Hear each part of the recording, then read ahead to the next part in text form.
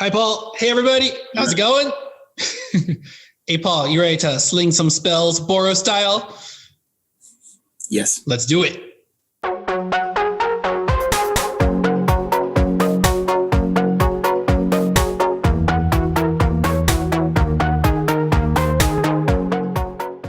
So in our last video, we talked about just getting into the general introduction of what a Boros deck is, what you're going to want to include to make it function, especially in the mana base, getting all that mana worked out, the first thing you need. But then once you get that figured out, you're going to want to figure out, are you going to do permanents or are you going to want to do spells, instants, sorceries?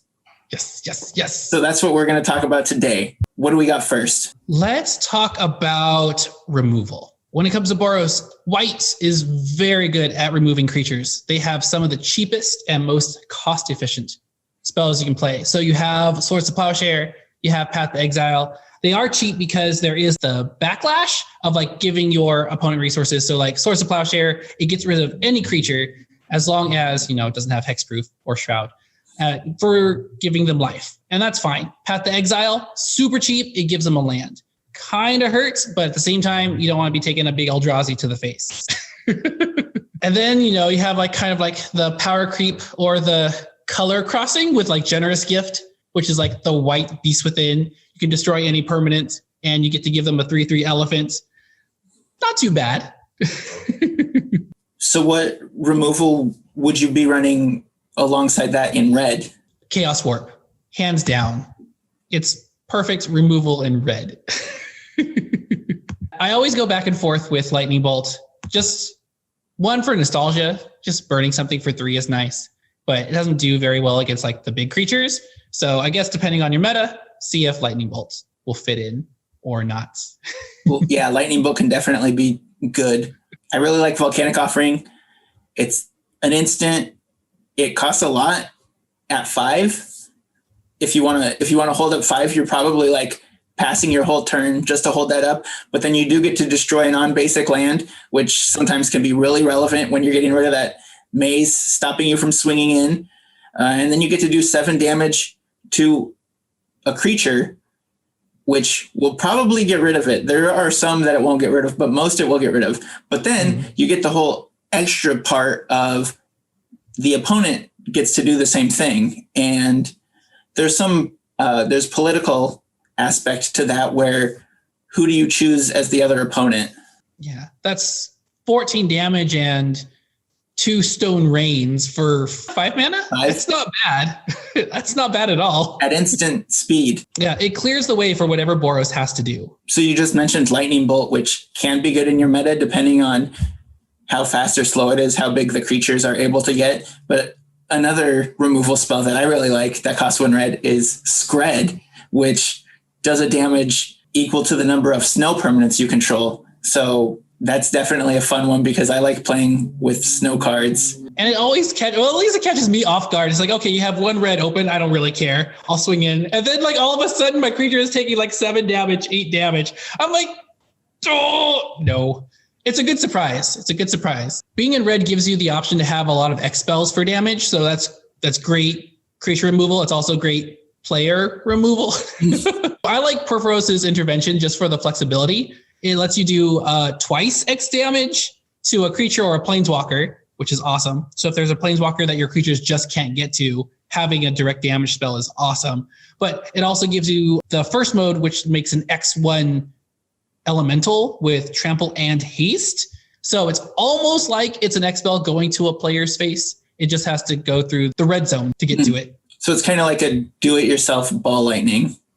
Exactly. Along those lines, there's also Heliod's intervention just to get rid of all of the annoying enchantments and artifacts that are out there. And then if you have to gain twice X life, then, just stay alive.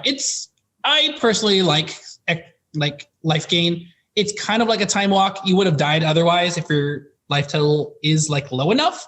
So just having enough to gain enough life, get an extra turn, hopefully you can do something with that extra turn. Right. Like I imagine that Heliod's intervention will almost always be played destroying artifacts and enchantments, if there are any, in play, you're spending a lot less than they are to destroy all these permanents. But then if you happen to get the card when there's no artifacts and enchantments out, like it's not a dead card. It doesn't just sit in your hand. Now you could just pop it off and gain a bunch of life. And now you're probably in a commanding position. We're in red. So there are ways that we can power out these X spells. Let's talk about that. Ooh, yeah, you got to have your rituals. So I'm not going to talk about the small rituals like Desperate Ritual and all that stuff. I'm talking about the big Mamma Jammas. So classic Seeding Song for 3 mana, you get 5 red back. That just like ups you 2 turns. I love it. I love the spontaneity of red. Like they care about like the long-term games. They're like, okay, right now, if I do this, I'll be able to do this instead. And I'll be like satisfied and gratified. I'll do it. So Seething Song, it gets you up from 3 to 5. You also have Mana Geyser, which gets better and better the later the games go. So Mana Geyser lets you pay 3 red, and it gives you 1 red for every tapped land your opponents have. So you can easily get 10 mana. You can easily get 15 mana. The more players, the better.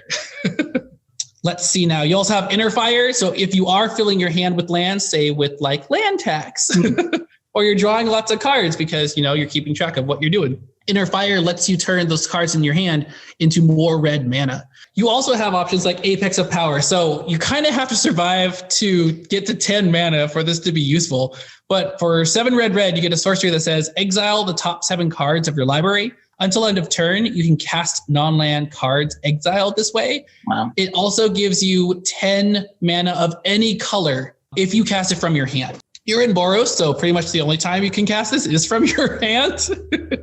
So you're not going to be cheating like blue players are going to be. So for 10 mana, you get to get your 10 mana back, and you draw, 7 cards. So you can make it all red, you can make it all white, depending on what your needs are and what kind of cards you exile off the top. So it's kind of like, see what you get off the lottery. It's exciting. It's what Boros wants to do, and it can whiff, or it could be like something that you go home and like you share like fun stories with your friends on. You also get things like Geosurge. Geosurge, it's very situational. So it gives you a lot of red mana, but you have the hoop of it can only be used on artifacts or creatures. But getting that mana boost, maybe that's what you want. And then even trickier, you have Iron Crag Feats. It gives you a lot of red mana, but you can only cast it on 1 more spell that turn. So if you have that card that you really need to get out, like so an Engentum Armor, you want to be able to play it and equip it. So this gives you the chance to have all the mana you need for a 1 turn. Boom. There you go. It seems very red in its application. Very red. So another type of spells that I want to talk about that we've seen in red, but also in Boros colors, are multiple combats. This is a great attribute that Boros has to its arsenal to push through to win games. So first is Waves of Aggression, which is Boros color. Take an extra combat. So getting that extra combat is going to be really strong if your opponents aren't expecting you to just get another combat out of nowhere. And then if you have the mana or come back to another turn, you can retrace it. So you get to keep doing this out of your graveyard. It's great utility. Other cards that give you more combats are Seize the Day, which is only for 1 creature, but in a Voltron style deck, that's great because you mainly want to be swinging with 1 creature. And that's good as well because it has flashback, and the flashback is even cheaper than the first time you cast Seize the Day. So you can easily swing, get commander, damage someone out with Seize the Day. Really good card. There's also Savage Beating, which you can entwine, give another combat and give double strike to all your cards. Really good. There's World at War, which gives you an extra combat now and then an extra combat on your next turn. There's also Response Resurgence. So the Resurgence half gives you an extra combat, but it also gives your creatures abilities to make sure that combat you're doing is even stronger than it would have been. So really good Boros card. There's also Fury of the Horde, which costs a little bit more. It's expensive at 7. You can also exile 2 cards from your hand, which is also maybe not something Boros wants to do. But if the board's clear, or if that's the time to swing, maybe you need to spend all your mana to get that game-winning creature out, and then you can cast Fury of the Horde for free, especially when all your land is tapped. The opponents will not see it coming. So definitely all these different cards that give you extra combat are a great Boros flavor of just focus on swinging through now, not worrying about the long-term repercussions, and just getting that combat damage through, finishing out the game. Mm-hmm. And white is such a perfect supporting role in there because white gives your creatures protection. So you cast your spell that gives you an extra attack step, and you use something like Brave the Elements. It costs one white. It gives all of your creatures protection from the color of your choice. So having creatures that are protected and being able to attack multiple times can do maximum damage without having the worry of being removed with colored spells or being blocked by those creatures. That's true. Protection comes out in so many different white cards, and it's such a good ability, especially when you're focused on combat. There are permanents that can help support and elevate your spell-based strategy. So when you're casting a whole bunch of spells, it's good to include things like Young Pyromancer. Every time you're casting an instant or a sorcery, he's going to be creating a 1/1 elemental for you. You might as well be getting as much from your spells as you can. You want to make sure that you are trying to squeeze out all the value possible. You also have Guttersnipe doing 2 damage to every opponent just for casting, a 1-drop cantrip is good. It's small enough that hopefully people don't pay too much attention to it, but it can add up over the long game if your opponents don't take care of Guttersnipe soon. Zada, Hedron Grinder, loves it when you are casting your spells. Just being able to duplicate the effect of that spell across your creatures is so good. Don't forget about Sir Kara the Bold. Circa. Whenever you cast an instant or sorcery spell that could do damage to a player, you get to exile the top card of your library, and then you can cast that card this turn. So just getting a free draw is nice. If your deck is already chock full of spells, it's not going to be a sad sight to have another card being available to you. And then, of course, you can also tap her to ping something for 1. Sometimes you just want to kill a Llanowar Elf or a Birds of Paradise. Or you ping the opponent to trigger the extra draw. Oh, yeah. So after you include all those creatures to help out your spells, you're also going to want to include this artifact, which goes by the name of Pyromancer's Goggles. It's a great card for any deck that wants to cast red spells because it adds red, which at 5 is not the best discount, but then any spell that you cast that used that red that the goggles produce, you get to copy that spell. So what's better than casting 1 spell is casting 2 spells. It's amazing. You can do so much with that. It's a free fork. So what kind of Boros decks would you imagine you would put all these spells and some of these permanents that help out these spells into? The first thing that comes to mind would be Feather. Feather is just a beater. Being able to control combat and get her through is very, very important. And including just a whole bunch of other spells, small cantrips, small pumps that just come back to your hand, filling your hand with a whole bunch of stuff. You're getting extra damage off of Guttersnipe. You're getting extra tokens off of Young Pyromancer. Use Generous Gift on your own creatures. Your 1/1 becomes a 3/3. It's nice. Oh, but then you get it back, so it's not that much of a waste. I see. Yeah, exactly. So, worst case scenario, you need a 3/3. Yeah. In addition to Feather, another Boros general that loves a lot of spells aimed at it is Annex and Cymede. It is a 3/2 legendary human soldier for 1, a red, and a white. It has First Strike and Vigilance, but it also has Heroic. So when you aim spells at it, it gives all of your creatures +1/+1 and trample until end of turn. So if you're still trying to go that Voltron route, being able to pump up Annex, give it trample, controlling the attack phase is exactly what a Spellslinger Annex Inside Mead wants to do. If you have extra tokens on the side that are also swinging, giving them an incremental +1/+1 can really add up. First Strike and Trample and Vigilance is so good all together on one creature. First Strike and Trample is just nice. It's like, I kill you first, and then bonus, extra damage goes over. What kind of general do you like spell slinging with? So I like control with my Firesong and Sunspeaker deck. I got that when it came out in Dominaria, which was like a year, maybe 2 years ago by now, and been playing it since. It's definitely a different way to play a Boros deck. Instead of just running out your creatures or your spells and just taking everyone out, kind of have to play a little more controlling, kind of have to choose the exact right moment of when to play your general, because it costs 6. It's expensive. Don't run it out into a Path to Exile or whatever. You're not going to want to do that.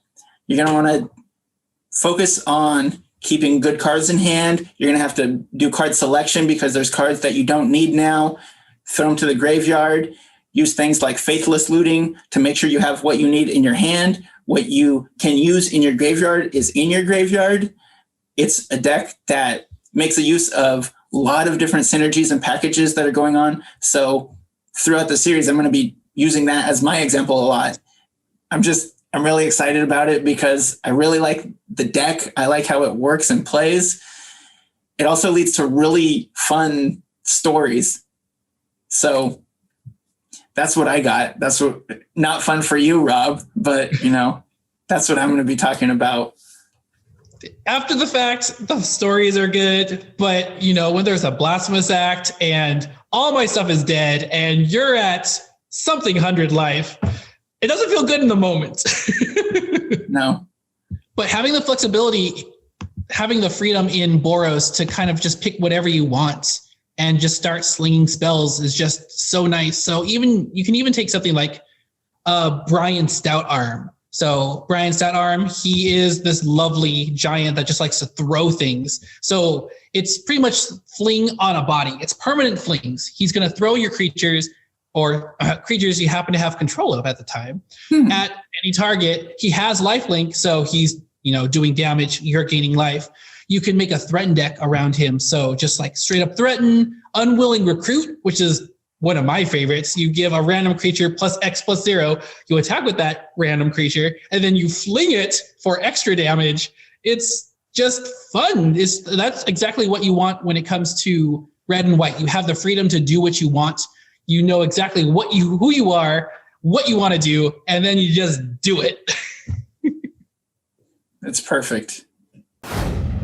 What is red and white best at? Just destroying all creatures. So when the board is getting clunked up, you have things like Wrath of God, just the classic in that whole vein. So Wrath of God, Austere Command. You have ways to just wipe the board and give everything, give yourself especially a fresh start. In Boros, you do fall behind in card advantage. You do fall behind in mana ramping. So being able to reset, give yourself a chance to catch up is exactly what a Boros deck is able to do. Blasphemous Act, great. The cost effective, the longer the game goes, the worse or farther behind you get with creatures. Just wipe them all out for 13 damage. Another option in Boros that you're not going to find anywhere else, so sorry blue, sorry green, is the ability to get rid of creatures that have indestructible. Only red can do that as of right now. So black has -X/-X. It doesn't always work. But red does have the spell Hour of Devastation. It does 5 damage to each creature in each non-bolus planeswalker. So it's going to kill all like the tiny stuff, but being able to get rid of indestructible is unique. You don't see that like anywhere. It's just having that is just nice.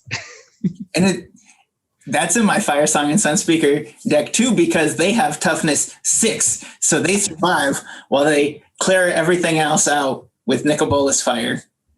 Just going from that hour to the next hour of Revelation, it costs probably going to cost just 3 white. Destroy all non-land permanents. It's a great way to reset. You have the new one, Dismantling Wave, which is really, really nice. It's spot removal when you need it, and then you can cycle it to just get rid of everything. My personal favorite, that I always feel weird casting it because it's not the best at what it does, but you have Purify, which is 3 and a white to destroy all artifacts and enchantments. I just like it because I just imagine the board all clunky and it's just gross, and it's just, you got to purify it. You got to just get rid of all that stuff.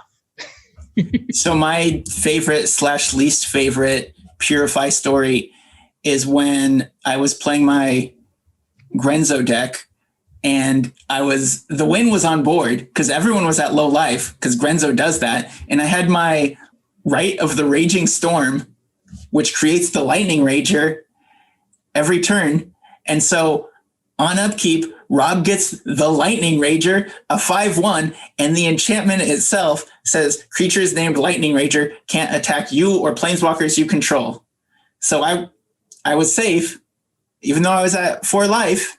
His Lightning Rager can't attack me. Then he purifies. The right goes away, and he attacks me with the Lightning Rager, and I die a miserable death. Purify. It was just your time to shine.